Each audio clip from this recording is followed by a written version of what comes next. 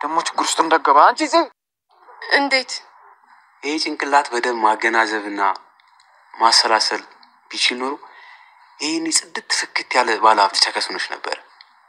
ምን ነው ደደብ ስለሆንሽ እና አንተ ካገናዘብክ ለምን እስከዛሬ አልሆንክም? አይሽ ምርጥዬ ተሸውደሻል። እንዳንቺ አይነት ሰዎች ውለታ ምናምን እያሉ እርሜ ልካቸውን እከካቸውን ሲያኩ ይኖራሉ። ትርፋቸው ያ ነው። አንቺ ግን አልገባሽም ጭራሽ።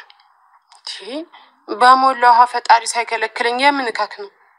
ሲጀምራችን ምንም ማተባተሽ በቃ ደነዝነሽ። እስኪ ረጠብ በይ አንዳንዴ። እየሰማሁክ እየተግባባን አይደል? ይኸውልሽ ትግስቴን አትፈታተኝ። ግርማዬ ዘሪውን አብጤ። ካሁን በኋላ ለሰላምታ ራሱ እንደሱ ብለህ ጥራ። እሺ አንቺን ካስደሰተሽ።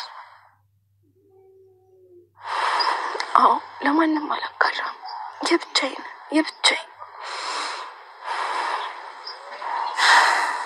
እንዴ ምንድነው? መንገድ ላይ እኮ ነን። ነን። እኔ እኮ እንድትረጋጊ ብዬ ነው። እንዴ ከብቶቹስ ሜዳ ናቸው። ወይኔ በቃ ዛሬ ሁሉም በልተው ጨረሱት። በዛብህ እርቅ በመውረዱ እየተናደደ ይገኛል። እችን ካሳ አበላሁ ብላችሁ ልትንጠራሩ አይገባም። አሁን ነገሩ ገንበር ይበል ብዬ ነው እንጂ እንደገና በአዲስ ጀምራለሁ። አገሩ ሰፈሩ ቀየው በዛብህ ካሳ ይወዳል እያሉ ይተቋቋምብኛል። ታዲያ እኔ ምን ላድርግ በማለት ብዙ ነገር ይላል። ዋጋ የከፈልሁበትን ፍቅር ለማንም አላጋራም። አሁን እነ በላይነሽም እነማንም ቢመጡ ከገጠር እስከ ከተማ ዋጋ ስለከፈልሁበት ለማንም አልሰጥም በማለት ጥምጥም ብላበታለች። እሷ ከዚህ በኋላ ከነ በላይነሽ ቤት እንዳትገባ በማለትም አስጠንቅቀው አዲሱ ያቶ ተሾመ ልጅ የካርታ ፕላን ያለበት ወረቀት የት ነው በማለት ሌናን ያሰቃያታል። ለተቀን የት ነው ያለ በማለት ደጋግሞ ቢጠይቃትም እሷ አልችልም እኔ አላቅም በማለት ብትጠይቀውም በጥፌና በርግጫ እያጠናገረ ሁሌ እንድትነግረው ያስገድዳታል። ሰላም ጤና ይስጥልኝ አድማጭ ተመልካች የቻናሌ ቤተሰቦች እንደምናላችሁልኝ በያላችሁበት ሰዓት አቆጣጠር ሰላማችሁ ብዝት ይበል እያልኩ ለዚህ ቻናል አዲስ ከሆናችሁ ላይክ ሼር ሰብስክራይብ በማድረግ ቤተሰብ እንድትሆኑ በአክብሮት ጠይቃችኋለሁ።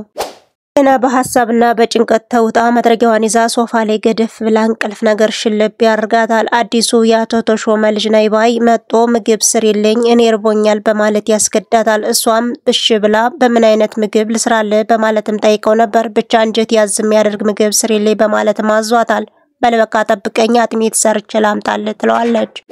ራና ጽናት ቁጭ ብለው ነበርና በዚህ መሃል ጨዋታ ስለጠፋባቸው ሁለቱ እየተፋጠጡ ነው። ይሄን ያየች ጽናት ታዲያ ምን ሆነ ነው ኪራያ አፈጠጥክብኝ በማለትም ጠይቀው ነበር። ምን ላድርግ ዝም ብዬ እኮ አየሁሽ በማለት አዎ ምንድነው ትለዋለች።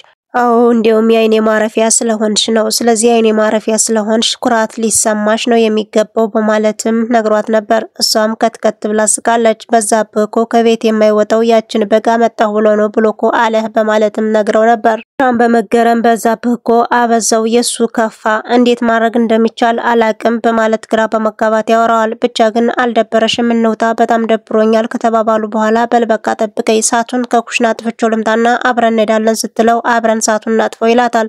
ወንድ ልጅ ኩሽና መግባት የለበትም እዚህ ጠብቀኝ አጥፍቾ ልምጣ በመባባላቸው በይጺ ችግር አለብሽ እኮ አብረን ሳቱን ብናጠፋው አሁን ምን ችግር አለው በማለት ኪራም ቀርብሎታል። በዛብህ ሜዳ ላይ ከረዛውን ተገድፎ በሐሳብ ተውጦ ይገኛል። በማይረባ ወረቀትና በማይረባ ከብት እኔ ከሱ ጋር ልታረቅ ችያለሁ ግን ደግሞ ነገሮች እስካልፉ ብዬ ነው እንጂ አርፍ ያልተኛለትም በማለት ብዙ ነገርም እያወራ ነው። የአካባቢው ሰው መሬት እያለው መሬቱን አይዘራም እየዞረ ካሳ እየተቀበለ ነው ራሱን የሚያስተዳድረው እያሉ ይተቋቋሙብኛል እና ከዚህ በላይ ምን ጀግንነት አለ እያለ ራሱን እያበረታታ ይገኛል። ካሰበና ካንሰላሰለ በኋላ እንግዲህ ለጽናት አባት አርፍ ያልተኛም ያችን ከከተማ የመጣችን ቢሆን አለቃትም ወንድሜን አንገቱን ካስደፈች በኋላ እሷ አርፋ አትኖራትም በማለት ብዛቸውንም አጅጎድጉዷል። ሌና ቦስኩ ቢመራተም ፎጣዋ እንደግልላ ወደ ሳሎን አምርታ ነበር። ምን ታረጊያለሽ ደሞ ይሄ ምንድነው አድርገሽ የመጣሽው በማለትም ጠይቋት ነበር። ምናልባት ከጥፊ ቢያስቀርብዬ ጠምጥም የመጣው በማለት ተመልስለታል። ይሄን ቡትቶ ለብሰሽ ስለመጣሽ ከስፒድ ጥፊ አመልጣለሁ ብለሽ ከሆነ ተሳስተሻል ካለ በኋላ ፎጣውንም ከልቶ ብዙ ጥያቄም ጠይቋታል። እኔኮ የካርታ ፕላኑ ወረቀት የት ነው ያለ በማለት ደጋግሞም ጠይቆ ነበር። በዛብህ በሐሳብ ተውጦ መንገድ ላይ ነበርና የጽናት አባት ያገኘዋል። እሱም እንግዲህ ዝም ብሎ ሲያልፈው ግራ ገብቶት በዛብህ ምን ሆነ ነው በማለትም ጠይቆት ነበር። ሐሳብ ውስጥ ነበርኩ በማለት ይዶም ሰላም ይለዋል። በዛብህም ያላበሰው ወንድሜ ታሰረብኝ በማለት ነገሮችን ጉሽም አድርጎ ነበር። የጽናት አባት ታዲያ እኔን አስባሳደኩኝ ምን አለበት እኔን መምታት ነበረበት በማለትም ጠይቆት ነበር። እሱ አልተማጣም ሰክሮ ነው እንጂ አንተን ሊመታህ አይችልም በማለትም ተከራክሮት ነበር። ምን አለበት እንደ ጭቃውኪ አዛወዛው ላይ ባትረግጥ በማለትም እኔ ሄድሁኝ ብሎ አቁሞት ይሄዳል። ናቲ አዲስ ፍቅር ጀምሮ እየተሰቃየ ይገኛል። እንቡጥዬ የሚላት ያበባው አለቃ እሱ ጋር ተከትላ ሄዳ ነበር። እየተጨማለቀችበት ነው። አንተ መኪና አለው ራሱ መጥቶ ይወስድናል ብለህ ነበር አይደል? ቅዱሴ እንግዲህ ያልተመቸው ይሆናል ቢላትም እሷ አልሰማ አልቻለችም። እኔ ደክሞኛል እያለች እያለከለከች ነው። ያን ኪራ ጥሏት ወደ ገጠር ስለሄደ እነሰኒ ሊያቀርቧት ሞክረዋል። አቤታቸውም ጠርተው ስላለው ነገር እያወሩ ነበር። ስላሰሪ፣ ስለሰራተኛ፣ ስለ ፍቅረኛም አውርተዋል። ብቻ የኔ አዳም ያለ አይመስለኝም ትላለች ኪያ። ምሩም እንደዛ ትበይ አለ በማለት ተስፋ ሰጣታለች። በዚህ መሃል ታዲያ ሰኒ እኔም የኔን አዳም ያገኘሁት መስሎኝ ነበር ግን ህልም ነው በማለት እንደተጎዳችም ስትናገር ነበር። ብቻ የወደ ወዳቸውም በመሃል ያወሩ ያለ ኪራና ጽናት ወደ ውጭ ለመውጣት ፕላን ይዘው ነበርና ኪራ ታዲያ ጎረቤት ጠርቶት ወደ ኋላም ይቀራል። ጽናትም ብዙ ከብቶችን ካቆመች በኋላ ኪራ ይመጣል። የትደህ ነው እስካሁን ድረስ የቆየ በማለት ትጮህበታለች። ከነበላይ ቤት ገብቼ ነው። የዚህ ሰፈር ሰው ደግሞ ግቡልና በሉልኝ ጠጡልኝ ነው የሚያውቀው። የጠጣሁት ብርዝ ደግሞ ተዩ በማለት ብዙ ነገር ይላታል።